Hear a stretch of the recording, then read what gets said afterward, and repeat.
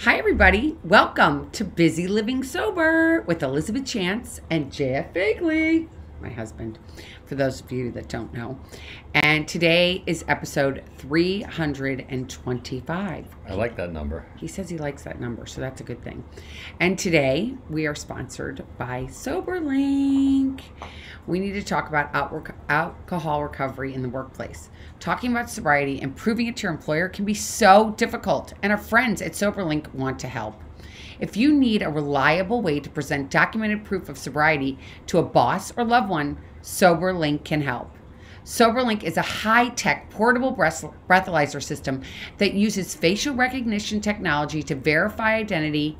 It has unique sensors to ensure that no other air sources are being used and sends results directly to your specified contacts. So there's no questioning whether or not you took the test or whether or not the report you're altered the reporting. That is why SoberLink's alcohol monitoring system is considered the gold standard. Being in recovery from alcohol does not define the future of your career. Let SoberLink help. Learn more at SoberLink.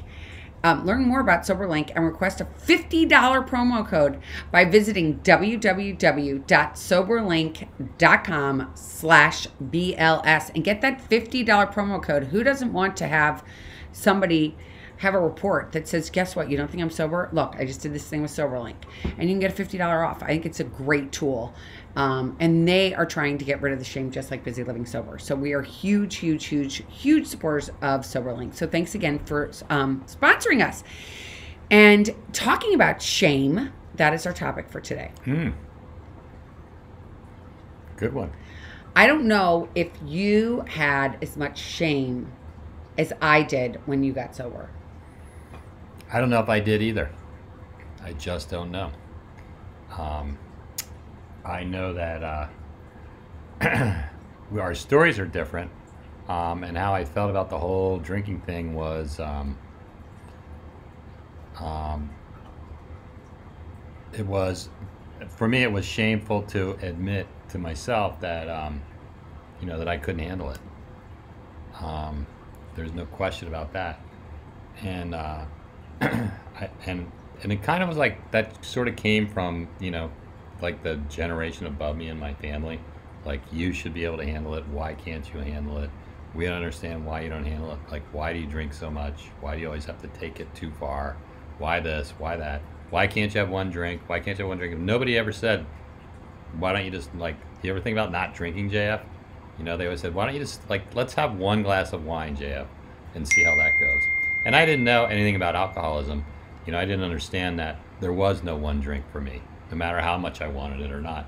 And that was the worst part, I guess, of the shame part, was like that feeling every morning of like, how the heck did I do this to myself again? It's not what I wanted to do. It's not what I planned on. It's not what I thought was going to happen, but yet here I am again.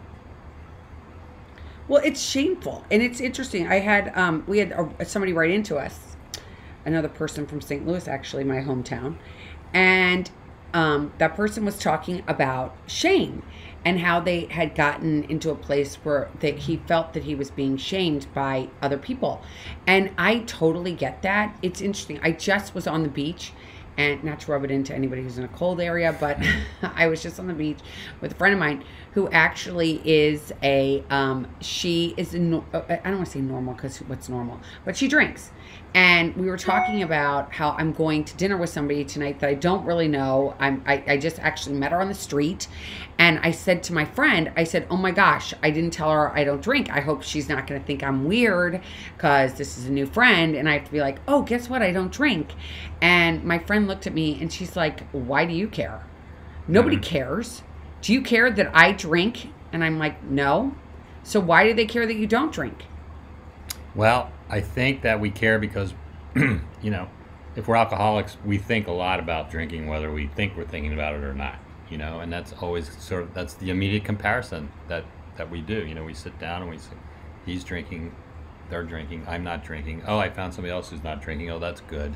And she's right. People don't care. People don't even notice. I can't tell you how many times I've been sober for a long time. I've gone out and had somebody actually ask me like, how come you're not drinking? You know, I can probably count that number of times on one hand in, oh, there it is, in, 20 years plus. Because people don't care, you know? They just don't care. But we care because we're alcoholics. That's all we did for the longest time. And for me, especially when I first got sober, I didn't know how to do anything really without having a drink in my hand. That was like my whole identity, so I literally had to change everything and find a new way to live. I absolutely did. But I think that even with people that have a couple of years, let's say 5, 10, 15 years of sobriety, we still have that shame that comes up. Oh, honey, I have 20 years plus, and I still notice. Even though nobody else does, I still notice. What do you notice? I notice who's drinking and who's not drinking, and what are they drinking. Does it make you feel less than? I don't know if that's the right word, but it can make me feel like I always initially feel like uncomfortable, like I don't quite fit in, like I'm at the bar and I'm the only guy that's drinking water at the bar. And, but then it turns out when I look around like, oh, I'm not the only guy that's only drinking water at the bar. There's other people that, that had like one beer and they're done, which I can't imagine that, that would have never happened for me. But, for all intents and purposes, like for me, one beer and you're done, you're not drinking, you're not. And, what I learned is that, most people don't drink most of the time. That's a fact. We don't know that because we didn't come from that at all. But it does make me feel different for sure. Isn't it weird? And do you think that it makes the people that are overly drinking feel different? I think that in certain circumstances, yes. But for me anyway, I tend to I tend to stay away from people that are like that myself. I don't like being around people that are completely like loaded like I used to get. And not because it brings back any, bad memories or shame or anything else. I just feel like I'm like, oh my God, like this guy is so boring. He just told me the same story for the 5th time in like 8 minutes. Like I can't stand it. That's all. But I think that something came up when I received an email from a listener. And they said, oh my gosh, I was feeling shame. And I believe, at least for me, and I'm going to speak for myself here, my ego is so big. Okay? Mm-hmm. It is. I have this huge ego. I want everybody to like me. So if I'm different than everybody else, then how are they going to like me?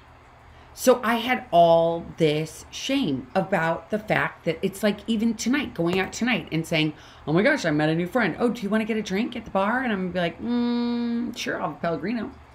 And, but my ego wants everybody to like me, as I just said. And not everybody's going to ever like me.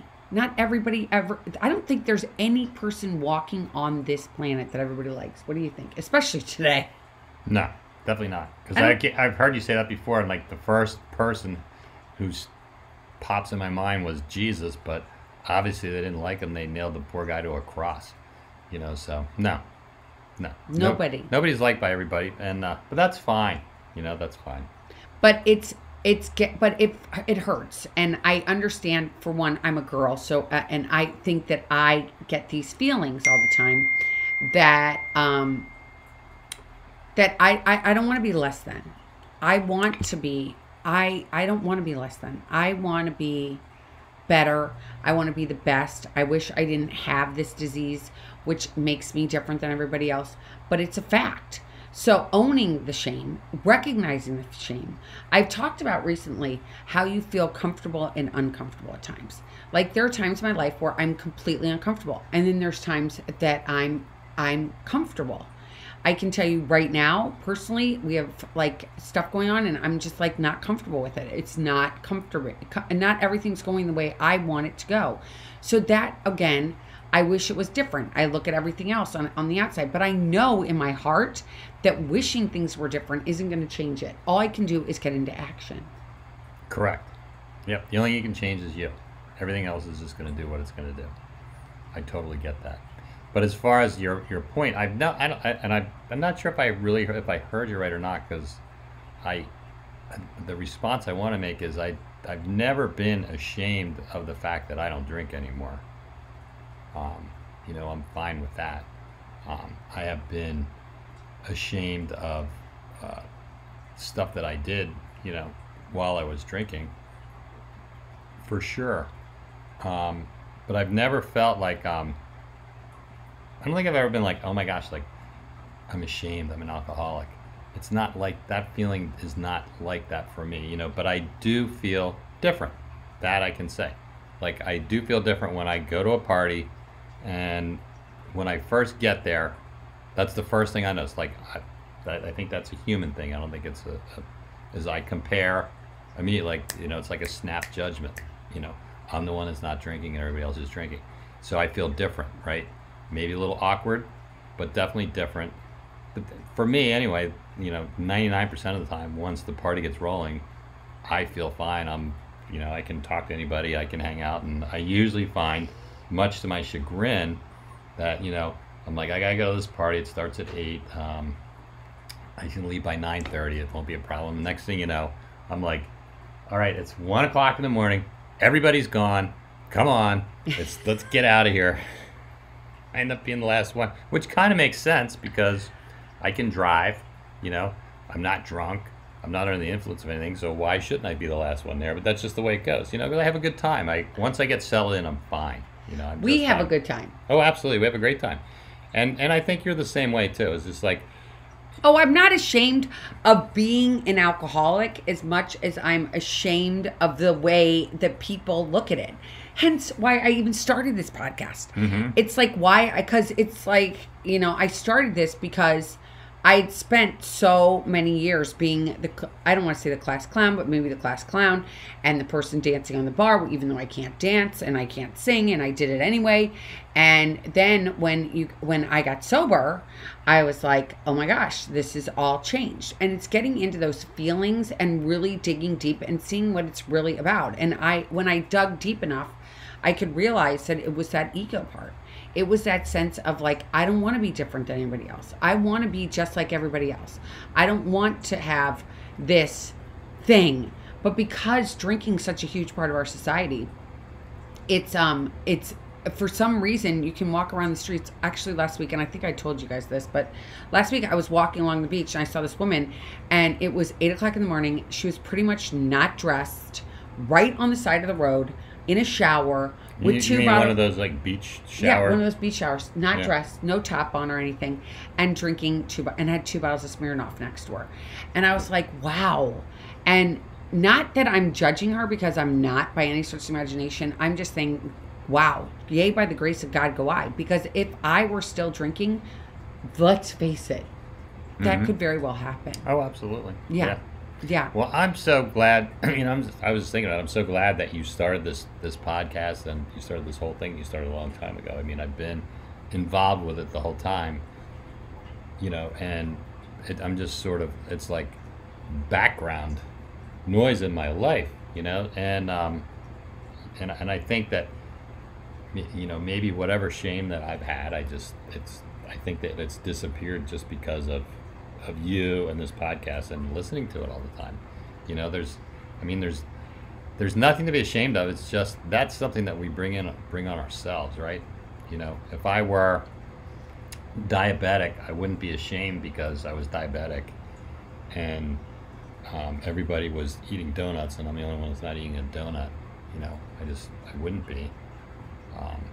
And I'm not ashamed about any, like I guess what the point is that God made me. That's what I really had to understand, right? That's the most important thing. God made me exactly the way He wanted to make me, and I didn't make me. Much as I'd like to take credit for like all the good stuff in my life, I didn't make me. God made me. So anything I have that's good, or that I would think is good, is because of God. Anything that I would have that I would think is bad is because of God. But God doesn't put anything bad in me, right?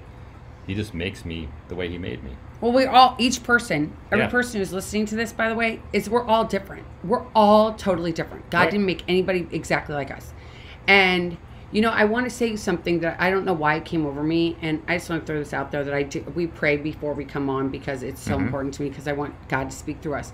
And I just had this feeling come across me, and especially somebody who's newly getting sober, I want to say this to you, and you've decided you want to quit drinking, and then you picked up again for whatever reason. You picked up a drink, you picked up a drug, whatever it was, and you had to go back and start over on day one.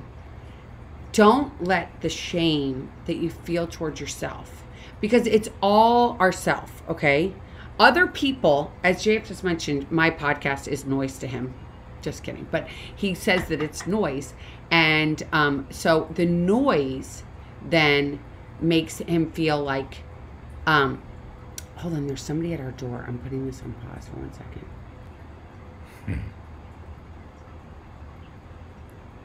So what we were saying was that the FedEx guy came. Sorry, it's Christmas, so stuff keeps showing up. And where we are with everything is that we're just busy. Look at this, phones are just up. They can't stop ringing. We're coming back to you. You can tell that this is campy and this is just done here.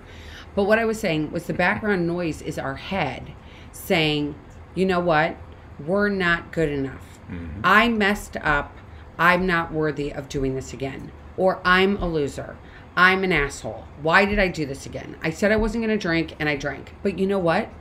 It's realizing, for one, I think people forget. Like, it's such a big thing. This is a big lifestyle change, is to get sober. Getting sober changes everything in your life.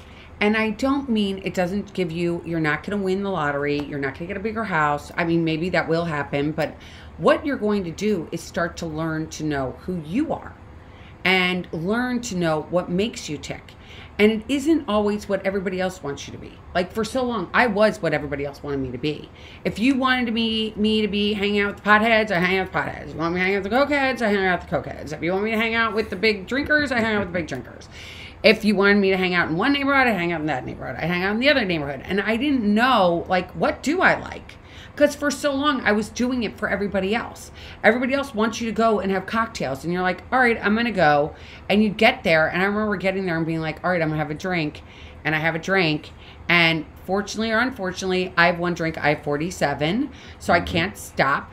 So when I recognized that I had too many, I didn't like me when I drank. I couldn't turn that off. And when we're sober, we can at least say, oh my God, I hate the way that I am. I'm going to acknowledge that I hate the way I am. But I can change that. I can say, wait a minute. I can look at gratitude, right? Instead of looking at the negatives of like, oh, everybody's going to the Christmas party. They didn't invite me because I don't drink. Or whatever it is that you have that's going on in your life that you're just like, I don't feel like I'm part of the crowd anymore. And sometimes you aren't. So then you find a new crowd. What do you say to that? I agree. That's one of the things that has changed. Well, first of all, I think that you talk about putting the drink down and what happens, and for me, what I love and what I see in everybody is that when they put the drink down, hope happens.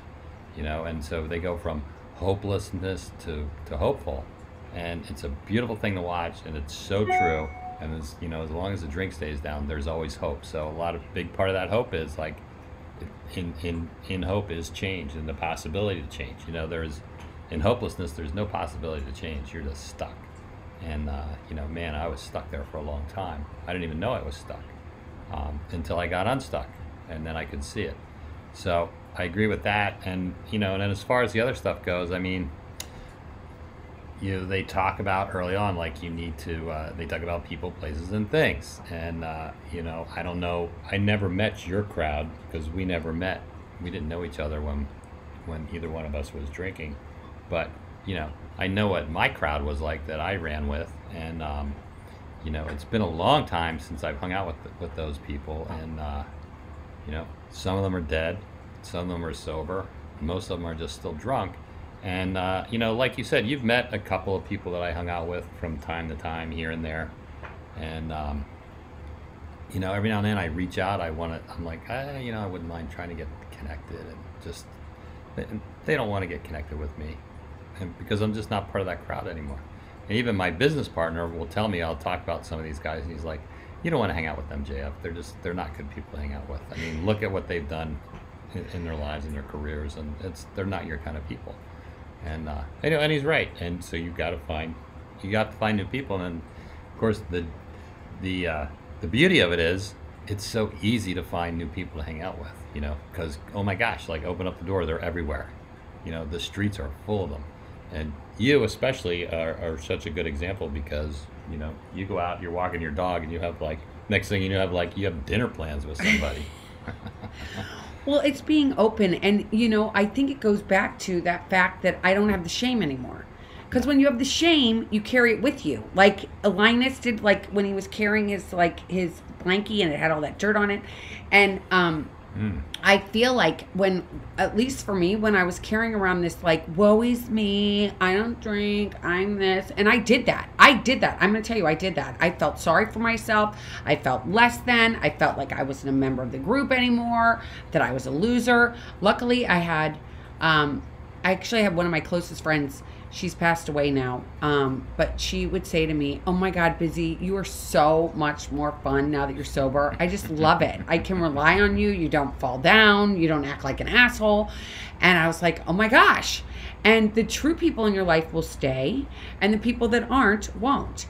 And, people come into our lives for a reason. I'm a big follower of Mel Robbins, and she talks about it all the time, about how, people come into our lives and they leave for our lives. And some people, when we say who we are, we become authentic, who we really are on the inside and the outside. That's why getting sober is such an inside job. For the beginning, I thought it was an outside job. I'm like, okay, I'm going to get skinny. I'm going to work out. I'm going to look like $1 million. And my sponsor at the time, my fellow traveler, I'll call her, she said to me, oh my gosh, are you, this is not all about the outside, Elizabeth. This is an inside job. You need to focus on your insides, not so much the outsides. You look good on the outside. Go work on the inside. And that's harder. Mm-hmm. That is a lot harder when you get to that place where you're like, oh my God, I have to work on the insides of me. I've got to take an inventory of who I am. I have to realize that there is something bigger than me. I am not the almighty everything in the world. That's huge, right? It is huge. It is huge because, let's face it, we're people in this society, and it seems like the society is really driven by how things appear. Not how they are, but just how they appear. So if it looks good, it must be good, right? What is it? What's the pillow say that we have? You can't be too rich or too thin. Mm-hmm.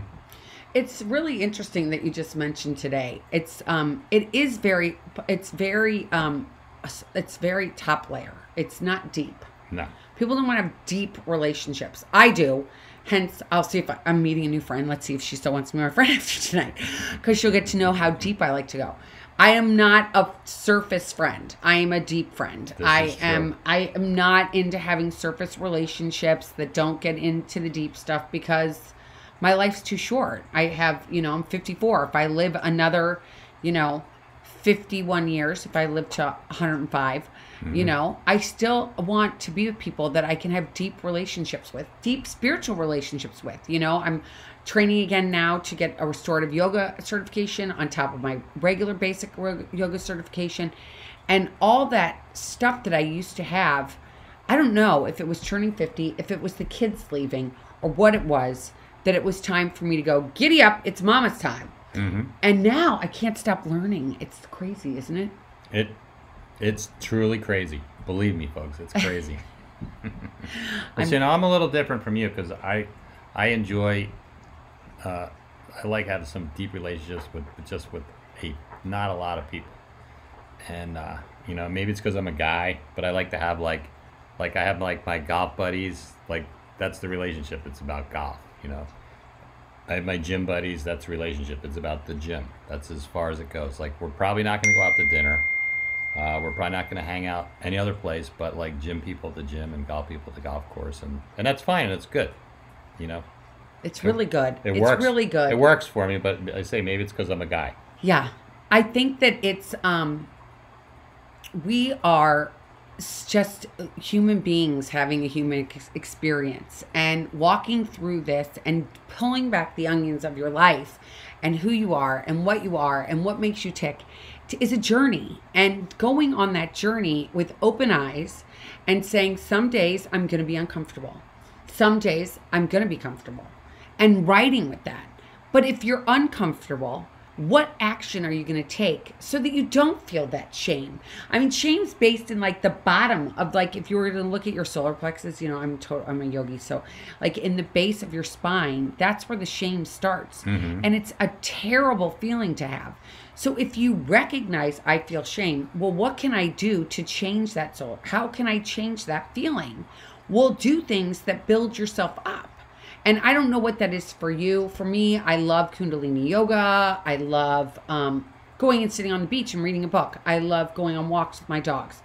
I love doing all of those things, which then make me a better person. And it etches away at the shame. And I want to go back to one thing. I was talking about the steps and making an inventory. I said that just very briefly. Yes. And you know, doing an inventory, it's something they recommend in the 12 steps. And for people who don't and are Catholic or know what confession is, it's kind of like confession, right? But you write it out rather than going and sitting in a pulpit and talking to the priest in the chambers and having the thing up and all the rest of it. You actually talk to a human being and you say, these are all the things that I've done that are inside of me that I'm ashamed of. There are things I don't like. And you do this. And then you find somebody that you talk to about it with. Now, this does not have to be a fellow traveler that you know from your 12-step room. It could be a priest. It could be a rabbi. It could be a Buddhist. It could be your best friend. It could be your spouse. Whoever you want it to really be that you trust. But once you let all that stuff that is swirling inside of you that you're scared, like, what if this person finds out this? What if this person finds out that? And you put light on it. Like we have light on us right now. If you put light on it, it's no longer shameful, right? So me coming, and then I'm going to let you talk, me coming out and saying, I'm sober, not ashamed. That was the original tagline that we had for Busy Living Sober. And once I realized the reason I came out is because I wanted to be like, look at me. I'm not a drunk anymore. Look at me. I'm not an alcoholic anymore. I'm still an alcoholic, but I'm not drinking anymore. Look at me. I want a tiara. I want a red carpet. I want the whole thing. And the longer that I've stayed sober, I've realized that was just really, I just wanted an A-okay. You got this? A-okay? I feel like I'm A-okay now. But it did take time. Sure. And doing all of those things, finding the person that you want to tell all these deepest, darkest secrets to and give the light to. You got to find that person. Yes, you do. And I think you're right that, we just want to know that we're okay. We just want to know that. And, as far as shining light on all that stuff, you're right. Once it's once a secret is told to just one other person, it's no longer a secret. And so once it's no longer a secret, then it just it no longer has power over you. I have a good friend that always likes to say, the trouble shared is halved, a joy shared is doubled. And he's so right, because once you get it off your chest, it's off your chest. It doesn't come back. There might be maybe other stuff that pops up, but it's gone. And that's the nice thing about the program. If you want to have a program, it does provide an easy way to get through all that. Some people don't want it. I get it. And you're right. You'll find your person, whoever that person is, that you can share all the stuff with. So it's the Christmas season. It is? It is. It's the Christmas season. And we're about to be the end of the year as well. And here we are. Oh, you're right. We're in the Devil's Triangle. We're in the Devil's Triangle. Well, I wasn't even going to say that. That's not even what I was thinking about. And if you're out there and you're wondering what the Devil's Triangle is, it's Thanksgiving, Christmas, and New Year's. It's 3 things, and they all make a triangle. And you're like, oh my God, I got to get through all these holidays, and I don't want to feel shame, and I got to go be around these people. What advice do you have? For one, I think that if you're new and you're trying to do this, or you're going to start doing this as the new year comes, make sure you have these things in mind. Like, what can I let go of? What can I let go of in 2023 that I don't need to carry anymore in my life? What can I just finally be rid of? That I'm going to say, you know what? This is not going to hold any more bearance in my life. I didn't even know if that's a real word. Well, if it's not, it's a George Bush word. That's good enough for all of us. Okay. Anyway, it's realizing that you are going to go and you're going to take this thing out of yourself, put it in the light, give it to a stranger even if you have to, and say, all right, 2023, bring it on. Mm-hmm. Bring it on, because we all have stuff. Nobody goes through this life unscathed. Nope. And I like it. I like your idea to give a secret away, and my advice would be to really take a look at your self judgment, and see if there's something there that you can let go of. Yeah. Let it go.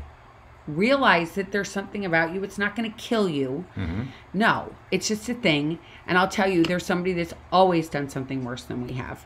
We always think that it's the worst, the worst, the worst. Well, it's crazy too. A lot of the stuff is, it just you're like me. We're both people, so it revolves around like, I'm too fat, I'm too thin, I'm too tall, I'm too short, my hair's too thick, my hair's too thin. It's like dumb stuff. Like, let it go. It's the way you are. We're all beautiful, so it's okay. It's all good. So be beautiful, Mm-hmm. you guys. Be happy with yourself. Yeah.